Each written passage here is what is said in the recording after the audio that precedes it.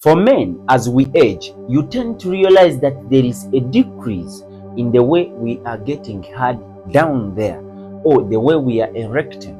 We tend to lose it in one way or the other. We tend to become a little bit soft, and you have witnessed this if you have grown. So some of the people have not actually gotten the point, but it is from a simple origin. Now let's go deep into what brings this. One, as we age, you realize for the men who have gone to the hospitals about this same issue, doctors have given us the medicines, apicals, this and this, sildenafil. Most of us term them into one word, which is Viagra, which is actually not true, but however, those are the drugs that we are given. But as they are giving us those drugs, they usually emphasize, they ask us, excuse us, do you know your blood pressure?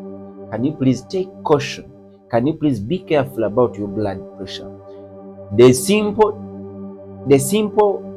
click behind this is that there is a relationship between pressure and what? And loss of the functionality. Oh, there is a relationship between the growth of someone's erection or the loss of someone's erection with the pressure. And this is how it happens. Now, according to the Journal of Urology, which was done some time back, it was seen that 68% of the men who have high blood pressure, or those ones who have hypertension, those men actually have issues with erection, or they have issues with their sexual life. You understand that?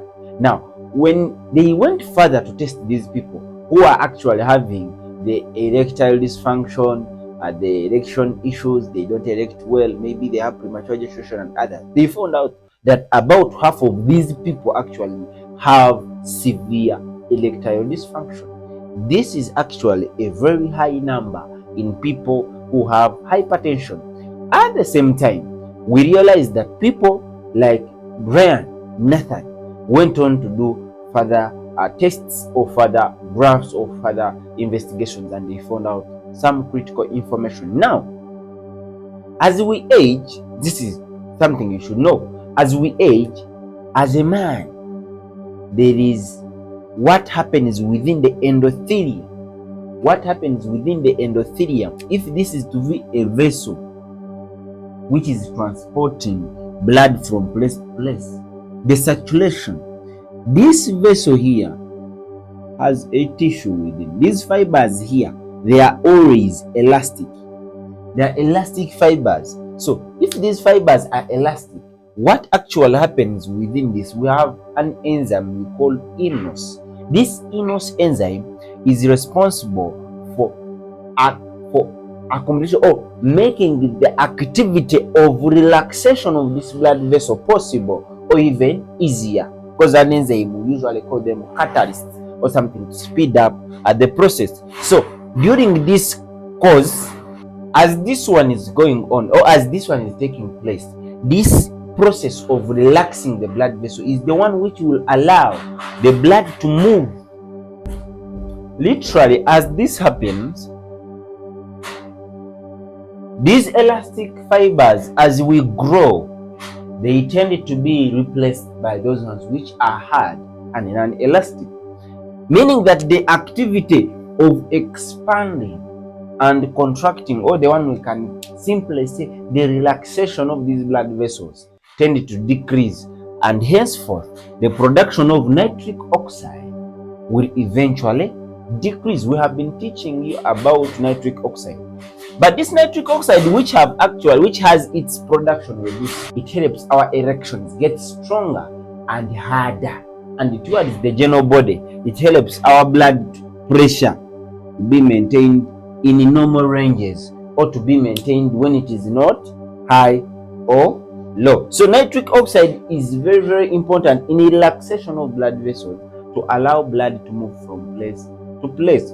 So when we age, as we are aging, when we reach about 30, according to Dr. Nathan Brand, this is the curve. We are going to see it there. So the curve shows that we are losing, the production of nitric oxide is very, very limited.